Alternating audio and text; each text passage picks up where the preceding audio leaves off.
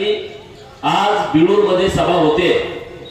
या सभेला मार्गदर्शन करण्यासाठी उपस्थित जगचे प्रथम नागरिक माननीय डॉक्टर रवींद्र राणे साहेब, व्यासपीठावरती उपस्थित जिल्हा परिषदचे माजी सदस्य माननीय अप्पासाहेब नामक काका, दुसरे जिल्हा परिषदचे माजी सदस्य माननीय रामनाथ जीवनरावर उर्फ झेडपी काका, व्यासपीठावरती उपस्थित जिल्हा परिषदचे उमेदवार माननीय डॉक्टर शिल्पा जीवनरावर मॅडम, माननीय पंचायत समितीचे उमेदवार भैरप्पा मासाळ साहेब,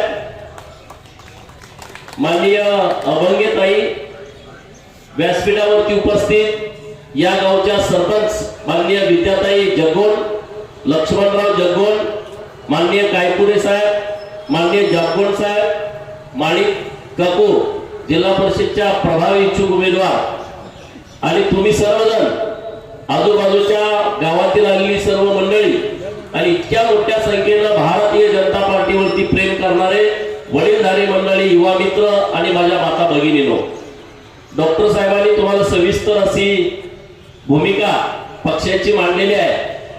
बिळूर जिल्हा परिषद हा भारतीय जनता पार्टीचा बालेकिल्ला आहे। बिळूर जिल्हा परिषद मध्ये आपले उमेदवार निवडून येण्यामध्ये काहीच अडचण नाही, फक्त लीड किती हे फक्त 9 तारखेला समजेल अशी परिस्थिती या मतदारसंघामध्ये आहे।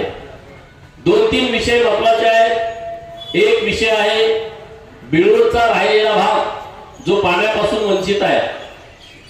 उमराणी, सिंदूर, गुगवाड, बसरगी आणि अन्य काही गावांचा राहिलेला भाग ज्याला पाणी मैशाळचं आलं पाहिजे म्हणून गेले 30 वर्ष लोक वाट बघतायत। त्या लोकांच्यासाठी आम्हाला अधिकृतपणे सांगायचं आहे, येणाऱ्या डिसेंबर मध्ये आम्ही तुम्हाला पाणी देण्याची व्यवस्था करतोय। विस्तारित मैशाळ योजनेच्या मुख्य पाईपलाईनचं काम 57 किलोमीटर पैकी 53 किलोमीटर पूर्ण झालेलं आहे। टप्पा क्रमांक 1 पंप हाऊस 90% काम पूर्ण झालंय। टप्पा क्रमांक 2 पंप हाऊस, टप्पा क्रमांक 3 पंप हाऊस याचं काम सुरू केलेलं आहे। जो बोगदा या 57 किलोमीटर मध्ये 1600 मीटरचा बोगदा आहे, त्यापैकी 1400 मीटरचं काम झालेलं आहे। 200 मीटरचं काम हे रात्रंदिवस सुरू आहे। दर दिवशी दोन्ही बाजूला 3 मीटर आणि इकडचं 3 मीटर असं 6 मीटर काम पूर्ण होतंय। मी स्वतः 3 वेळा या पूर्ण कामाची पाहणी तिथं जाऊन केलेली आहे अधिकाऱ्यांना सोबत ठेवून आणि त्यामुळं अत्यंत जबाबदारीने सांगतोय की या परिसरातला दुष्काळ आम्ही हटवण्यासाठी देवाभाऊच्या नेतृत्वामध्ये प्रयत्न करतोय आणि त्याला यश डिसेंबर महिन्यामध्ये आम्हाला येत आहे। हा सगळ्यात महत्त्वाचा विषय हाच आहे, दुसरा कुठला विषय लोकांना महत्त्वाचा नाही। दुसरा, आता ज्या भागात पाणी आलंय तिथं टीसीची मागणी जास्त आहे। जे टीसी पहिले फेल होत होते ते आम्ही 1-2 दिवसामध्ये तुम्हाला देतोय। टीसी साठी पहिले पैसे द्यायला लागायचे, आता तुम्हाला कोणी 1 रुपया मागत नाही। टीसी आणण्यासाठी गाडी भाड्याने करावी लागत होती, आता तुम्हाला गाडी भाड्याने करावी लागत नाही। सरकारी गाडीतनंच टीसी तुमच्या शेतामध्ये येतोय, अशी व्यवस्था करून दिलेली आहे, त्यामध्ये कुठलीच अडचण नाही। आता महत्त्वाचा मुद्दा आहे की बिळूर गावामध्ये जवळपास 1,30,00,000ची कामं मी आमदार झाल्याच्या नंतर दिलेली आहेत। ती कामं काही चालू आहेत, काही कामं पूर्ण झालेली आहेत। 3 कोटी रुपये काळ भैरवाच्या मंदिराला तीर्थक्षेत्र ब मधून दिलेला आहे, त्याचंही काम सुरू आहे। गुरु बसवेश्वर मठाकडे जाणारा रस्ता कॉन्क्रीट करून पाहिजे, तर ही निवडणूक झाल्याच्या नंतर आम्ही तो रस्ता तुम्हाला देतोय। साळुंके वस्तीवरती जाणारा रस्ता अडवलेला आहे, लोकांची मागणी आहे, तिथं लोकांना अडचण आहे, तर ही आचारसंहिता संपल्याच्या नंतर आम्ही तुम्हाला तोही रस्ता, माननीय तहसीलदार साहेब तुमच्याकडे 2 वेळा आले, आता तो निर्णय करून विनंती करून तुम्हाला तोही रस्ता आम्ही करून देतोय। कुंचेश्वराच्या मठाच्या साठी आम्ही पर्यटन मधून 2 कोटी रुपयाचा प्रस्ताव दिलेला आहे, तेही काम होईल, त्यामुळे चिंता करण्याची गरज नाही। या गावाच्या पाठीमागे आम्ही ठामपणे उभे आहोत, तुम्ही पण भारतीय जनता पार्टीच्या पाठीमागे ठामपणे उभा आहात, याच्याबद्दल आमच्या मनामध्ये काडी मात्र शंका नाही। जीवनरावर काकांचं काम चांगलं आहे, लक्ष्मण सरपंच म्हणून त्यांचं काम चांगलं आहे, त्यांचे सगळे सहकारी जोरात काम या गावात करतायत आणि आपलं गाव मोठं आहे। आता आम्ही असा प्रयत्न करतोय की कदाचित तुमची ही जिल्हा परिषदची आणि पंचायत समितीची शेवटची निवडणूक असेल, बरोबर ना झडपी काका? लोक म्हणणार असं कसं, कारण आता तुम्ही या उमेदवारांना शेवटचं मतदान करत असाल, परत झडपीला तुम्हाला उभा राहता येणार नाही, पंचायत समितीला तुम्हाला उभा राहता येणार नाही, कारण बिळूर गावाच्या विकासाच्या दृष्टिकोनातून आम्ही बिळूर नगर पंचायत व्हावी असा प्रस्ताव राज्य सरकारकडे देतोय. म्हणजे जेव्हा नगर पंचायत होते तेव्हा तुम्हाला ग्रामीण खात्याचा तुमचा संबंध संपून जातो आणि तो संबंध नगर विकास खात्याशी जोडला जातो. आपल्या तालुक्यामध्ये 3 गावं लोकसंख्येमध्ये नियमात असतात. एक आहे बिळूर, दुसरा आहे संघ, तिसरा आहे उमदी. मी माननीय मुख्यमंत्री महोदयांच्याकडे मागणी केली आहे की आमच्या 3 गावांना तुम्ही नगर पंचायत म्हणून घोषित करा आणि नगर पंचायत करण्यामुळं तुमच्या आता शेतात जाणाऱ्या रस्त्यांचे जे वांदे सुरू आहेत, आम्हाला मुरमीकरण द्या, आम्हाला खडीकरण द्या, आम्हाला डांबरी द्या, आम्हाला कॉन्क्रीट करून द्या. आपल्याला या ग्रामपंचायतच्या माध्यमातून निधी देण्याला काही मर्यादा आहेत आणि ह्या मर्यादा जर संपवायच्या असतील तर नगर विकास खातं आपल्याला पर्याय आहे की जेणेकरून नगर पंचायत बिळूर झाली तर पुढच्या 5 वर्षामध्ये किमान 100 कोटीची कामं आपल्या गावात करता येतील. मग पर्याय योग्य आहे का अयोग्य आहे?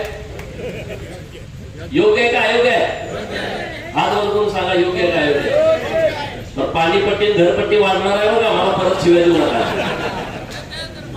हा थोडी वाढेल, सुविधा झाल्यानंतर आपल्याला पाणीपट्टी घरपट्टी द्यायला काय अडचण वाढत नाही.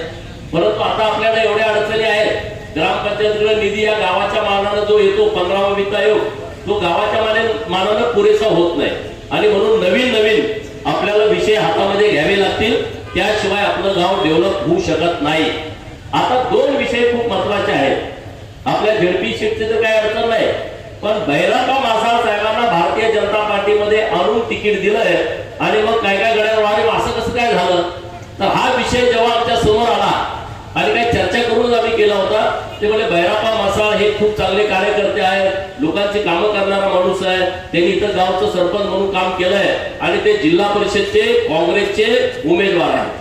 आणि मग जर आपण त्यांच्याकडे घेतलं तर आम्ही त्यांना बोलावलं, ते म्हणजे आम्हाला झडपीच पाहिजे. म्हणून झडपी कशी देणार, आमच्याकडे झडपी काका आहेत, त्यांना तिकीट द्यावं लागेल. म्हटलं तुम्हाला देता येणार नाही. मग त्यांना सांगून म्हटलं तुम्ही पंचायत समितीवरती तयार व्हा आणि पंचायत समितीची उमेदवारी त्यांना दिल्याच्या नंतर लिंगायत समाजाची भूमिका अशी आली की बाबा आमची जागा आहे आणि मग तुम्ही का त्यांना देताय. मी तुम्हाला सगळ्यांना हात जोडून विनंती करतोय, असं आमच्या कोणाच्या डोक्यामध्ये नव्हतं. त्यांना आमच्याकडे घ्यायचं तर त्यांना काहीतरी दिलं पाहिजे आणि म्हणून त्यांना जबाबदारीनं पंचायत समितीची उमेदवारी दिलेली आहे. आणि आपल्या तालुक्यामध्ये लिंगायत समाजाला 7 पंचायत समितीच्या जागा दिलेल्या आहेत. एक डफळापूर पंचायत समिती गण, खोजनवाडी पंचायत समिती गण, मुचंडी पंचायत समिती गण, दरीवडची पंचायत समिती गण, गिरगाव पंचायत समिती गण, उमदी पंचायत समिती गण आणि जाडर बबला पंचायत समिती गण. तुम्ही गावाचं बघू नका, तालुक्याचं बघा. तालुक्यामध्ये सर्वांना न्याय देण्याचं काम भारतीय जनता पार्टीने केलेलं आहे. 3 जिल्हा परिषदचे सदस्य आणि 7 पंचायत समितीचे सदस्य, हायेस्ट तिकीट डॉक्टर आरडी साहेबांनी दिलेले आहेत. त्यामुळं चिंता करू नका, असं इकडे एक मतदान तिकडे एक मतदान असं करू नका. माझी विनंती आहे तुम्हाला, भारतीय जनता पार्टी एक आहे, भारतीय जनता पार्टी. आणि मग कामाचं तुम्ही आम्हाला बोला, आम्हाला विचारा, आम्ही कामं करायला तयार आहे, आम्ही कामं केलेली आहेत आणि आम्ही कामं करणार आहोत. त्यामध्ये कुठलीच कसलीच अडचण येणार नाही, बिळूरसाठी तर अजिबातच येणार नाही. आता दुसरा विषय आम्ही पुढे आणलाय की जत ही दुष्काळी भूमी म्हणून लोक सगळे बघतात. अरे जत म्हणजे दुष्काळ, जत मध्ये दुष्काळ. आणि म्हणून आम्ही अधिकाराने सांगतोय 2 वर्षानंतर जत तालुक्याला दुष्काळी तालुका म्हणण्याची या महाराष्ट्रामध्ये कुणाची हिंमत होणार नाही, असं आम्हाला काम करायचं आहे. 2026च्या डिसेंबर मध्ये संघच्या तलावात आम्ही पाणी सोडतोय. संघच्या तलावात पाणी सोडतोय याचा अर्थ ते पाणी खाली सोनलगी पर्यंत जाणार आहे, सुसलात पर्यंत जाणार आहे. कारण संघ तलावाला डावा कालवा आहे आणि तो कालवा बॉर्डर पर्यंत जातो. संघ तलावाला उजवा कालवा आहे, तो फक्त 2.5 किलोमीटरचा आहे. आणि संघ तलावातून बोर नदी पण खाली जाते, बोर नदीच्या पात्रातून पण आम्ही पाणी सोडू शकतो. म्हणजे आम्ही संघला पाणी देतोय डिसेंबर मध्ये, तुमच्या गावाला पण पाणी देतोय डिसेंबर मध्ये. हे नियोजनबद्ध चाललंय, प्लॅन बद्ध चाललंय. आम्ही निधीला कुठंच कमी पडत नाही. आता 500 कोटी रुपयाचा निधी आम्ही नाबार्ड मधून मागितलाय आणि सरकार आम्हाला पुढच्या महिन्यामध्ये 500 कोटी रुपयाचा योजनेला या निधी नाबार्ड मधून देत आहे. तिसरी लाईन आता आम्ही प्रस्तावित केली आहे. 2 लाईन तुमचं काम होणार नाही. जेव्हा ही बाब माझ्या निदर्शनास आली, अधिकाऱ्यांच्या लक्षात आणून दिलं की 250 क्युसेक्सचं पाणी सोडलं तर विस्तारित मैशाळ योजनेतल्या सर्व शेतकऱ्यांना पाणी मिळू शकत नाही आणि म्हणून तिसरी लाईनची मागणी केली. सरकारनं मान्यता दिली आहे की तिसरी लाईन आम्ही मंजूर करतोय. त्याला 600 कोटी रुपये लागणार आहेत. ते पण पैसे पुढच्या 2-3 महिन्यामध्ये आम्ही मंजूर करून घेतोय. म्हणजे जे काम करतोय आम्ही ते काम लोकांना फायद्याचं होईल. नाहीतर इकडे पाणी सोडलं, तिकडं नाही मिळालं, तिकडून मागणी आली, असा वाद कुणाचा होणार नाही. अशी व्यवस्था आम्ही सरकारच्या माध्यमातून करतोय आणि त्यामुळे जत तालुक्याला कोणी दुष्काळी तालुका म्हणणार नाही. परंतु एक विषय पुढे आला की जत तालुका ही देवांची भूमी आहे. जत तालुक्यामध्ये मंदिरांची संख्या जास्त आहे. जत तालुक्यामध्ये मठांची संख्या जास्त आहे. म्हणजे आपलं काळ भैरवाचं मंदिर, लगेच उमराणीला नामक काकाच्या गावामध्ये दानम्मा देवींचं जन्मगाव आहे. आपल्या इथं मठ आहे, उमराणीमध्ये पण मठ आहे. बाजूला गेल्यानंतर लक्ष्मीचं मंदिर खलाटीला आहे. पलीकडे डोरलीला गेल्याच्या नंतर ब्रह्मनाथाचं मंदिर आहे. कुंभारीला गेल्यानंतर सिद्धनाथाचं मंदिर आहे. कोसारीला गेल्यानंतर दुर्गा मातेचं मंदिर आहे. पलीकडे बेरमूरला गेल्यानंतर मसोबाचं मंदिर आहे. बनाळीला गेलं का बनशंकरी आहे. जत मध्ये आल्याच्या नंतर यल्लामा देवीचं मंदिर आहे, जिथं लाखो लोक येतात. तिथंच लगेच अंबा मातेचं मंदिर आहे. पलीकडे लगेच आचकनहळ्ळीमध्ये बिसन सिद्धेश्वराचं मंदिर आहे. पलीकडे गेल्याच्या नंतर कोळगिरीमध्ये परत भैरवनाथाचं मंदिर आहे. वळसंगमध्ये 2 मंदिर आहेत. एक करी ब्रह्माचं मंदिर आहे, दुसरं केंचेरायाचं मंदिर आहे. मूळ सिद्धेश्वराचं मंदिर शेडाळला आहे. अशी संख्या लाईन आहे. इकडे लगेच बेंडीगिरीला गेल्यानंतर कर्नाटक आणि महाराष्ट्रातल्या पारधी समाजाचं मरगुदबाईचं मंदिर आहे, जिथं लाखो लोक येतात. 3 दिवस मुक्कामी तिथं राहतात. दानम्मा देवीचं मंदिर गुटापूरला आहे. लगेच परत संगतीर्थ वळसंगला आहे. दानम्मा देवीला येणारा माणूस संगतीर्थला जातो म्हणजे जातो. परत दरीबडची मध्ये सेटियाताईचं मंदिर आहे. दरीबडची मध्ये दुसरं महालिंगेश्वराचं मंदिर आहे. नंतर हुंदीला मलकार सिद्धाचं मंदिर आहे. हे मोठ्या मलकार सिद्धाचं, छोट्या मलकार सिद्धाचं मंदिर बेळोदगीला आहे. अमुक ओम सिद्धाचं मंदिर जालियाला आहे. कोणत्या मातेचं मंदिर कोणत्या बोबळात आहे. अशी असंख्य मंदिर आहे. मुचंडीमध्ये दरेश्वराचं मंदिर आहे. मुचंडेश्वरात रामेश्वराचं मंदिर आहे. ज्याला आम्ही तीर्थक्षेत्र बचा दोन्ही मंदिराला दर्जा दिला आहे. संत मध्ये लायावा देवीचं मंदिर आहे. लगेच कागनरीमध्ये लायावा देवीचं मंदिर आहे. मठ संत मध्ये एक आहे. जत मध्ये आपल्या शिवानुभव मंडप मठ आहे. नंतर आपल्या उमराणीला भाऊसाहेब महाराजांचं मठ आहे. सिद्धेश्वर महाराजांचं मठ बाळगावला आहे. ही देवांची भूमी आहे, दुष्काळी भूमी नाही. सरकारच्या निदर्शनास आणून दिलं, जतला तुम्ही देवभूमी जत घोषित करा. प्रभू रामचंद्रांचं वास्तव या जत मध्ये होतं. भीमानं बकासुराचा वध जत मध्ये केला. जेव्हा जेव्हा राक्षसांचा वध केला जायचा तेव्हा तेव्हा महाकायाचं मंदिर बांधलं जायचं. त्यामध्ये बंकेश्वराचं जे मंदिर बांधलंय ते भीमाने बांधलेलं मंदिर आहे. प्रत्येक गावाला एक वेगळा वारसा आहे. आपल्या बाजूची कर्नाटकची गाव आहे, जे अनंतपूर वगैरे, त्यांना सुद्धा एक प्रभू रामचंद्रापासूनचा वारसा आहे. म्हणजे ही भूमी एक ताकद असणारी भूमी आहे, एक प्रचंड शक्ती असणारी भूमी आहे. म्हणून तर इतक्या वेळा निसर्गाने आपल्यावरती अन्याय केला तरी सुद्धा जतचा माणूस ताक मानेल उभा राहिला. इथल्या शेतकऱ्याने कधी आत्महत्या केली नाही. पेपरला बातम्या येतात, पण जतचा शेतकरी आत्महत्या करत नाही. 4-4 वर्ष दुष्काळ पडतो पण आम्ही कधी हिंमत हारत नाही. कारण देवांची आम्हाला साथ आहे, देवांचं आम्हाला पाठबळ आहे. आणि म्हणून सरकारकडे मी विनंती केली की जतला देवभूमी जत घोषित करा. काय काय लोकांनी टीका केली, जतचं नावच गोपीचंद पळकर बदलायला लागलाय. जतचं नाव बदलत नाही, जत आहे. परंतु जतच्या अगोदर देवभूमी जत हे आम्ही लावून घेणार. आणि त्यामध्ये आमचा स्वार्थ आहे की जत मधल्या या सगळ्या मंदिरांचा, सगळ्या मठाचा एकत्रितपणे विकास आराखडा राज्य सरकारने तयार केला पाहिजे. आणि शेकडो कोटी रुपयाचा निधी माझ्या तालुक्यातल्या, माझ्या मतदारसंघातल्या या मंदिरांना दिला पाहिजे. मी जी नावं मंदिरांची घेतोय तिथं लाखो लोक येतात. ग्रामदैवत वेगळी. काय काय लोकांना वाटतं आमच्या गावाचं नाव का तुम्ही घेतलं नाही. ती ग्रामदैवत आहे. त्यांना निधी देणं माझी जबाबदारी आहे. त्यांना निधी देणं माझं कर्तव्य आहे. ते जिल्हा नियोजन मधून देऊ, तीर्थक्षेत्र क मधून देऊ, ग्राम विकास माध्यमातून 25-15तून देऊ, आमदार फंडातून देऊ, कुठून पण ते पैसे देऊ, त्याची चिंता करू नका. परंतु ज्या मंदिरांचा कॉपी टेबल बुक मी माननीय मुख्यमंत्री महोदयांच्या हस्ते प्रकाशित केलाय त्या मंदिरामध्ये 1 लाखापासून 10 लाख भाविक महाराष्ट्र, कर्नाटक, आंध्र प्रदेश, तेलंगणा आणि गोवा राज्यातून जत तालुक्यामध्ये येतात. हे आमच्यासाठी अभिमानाची बाब आहे. ही बाब आमच्यासाठी अभिमानाची आहे. मी जेव्हा हे कॉपी टेबल बुक प्रकाशित माननीय मुख्यमंत्री महोदयांच्या हस्ते केलं तेव्हा मला अनेक अधिकाऱ्यांचे फोन आले, मंत्रालयातल्या, विधान भवनातल्या. जतला असा वारसा आहे, जत मध्ये इतकी मंदिर आहेत, जत मध्ये प्रभू रामचंद्राचं वास्तव्य होतं. मला मुद्दे मांडायला कमी वेळ मिळाला, जेवढा वेळ मिळाला त्यात मी मांडलं, परंतु लोकांच्या पर्यंत दूरपर्यंत गेलाय. अधिकाऱ्यांनी विचारलं, आमदार मित्रांनी विचारलं, मंत्री महोदयांनी विचारला आणि म्हणून अख्ख्या महाराष्ट्राचं आणि देशाचं लक्ष देवभूमी जत झाल्याच्या नंतर जतला लागेल. जतचं नाव पूर्णपणे बदललंय. जत मध्ये लोकांचं आता लक्ष लागलंय. जत मध्ये आम्ही प्राणी संग्रहालय मंजूर केलंय 106 कोटी रुपयाचं. महाराष्ट्र सरकारनं त्याला मंजुरी दिली आहे. पुढच्या 3 महिन्यामध्ये केंद्र सरकारची आम्ही मंजुरी आणतोय. 100 एकरामध्ये 400 वेगवेगळे प्रकारचे प्राणी जत मध्ये असतील आणि आजूबाजूच्या 4 जिल्ह्यातील लोक माझ्या जतला पर्यटनासाठी येतील, ज्यांची संख्या रोज 2 ते 3 हजार असेल. आम्हाला एक वॉटर पार्क जत मध्ये करायचं आहे. डॉक्टर साहेबांच्या नेतृत्वामध्ये आम्ही आता जागा शोधतोय. किमान 25 एकर आम्हाला जागा पाहिजे. जर स्वस्तात मिळाली तर आम्ही घेऊ, पण जर नाही मिळाली तर कुठून तरी काहीतरी सरकारच्या माध्यमातून आम्ही ती जमीन उपलब्ध करू आणि किमान 50 कोटीचं वॉटर पार्क आम्ही जत मध्ये उभा करू. वॉटर पार्क आणि प्राणी संग्रहालय झालं तर रोज 5000 लोक जतला येतील आणि 50 लाखाची रोजची उलाढाल जत मध्ये होईल. ही आमची भावना आहे, ही आमची संकल्पना आहे.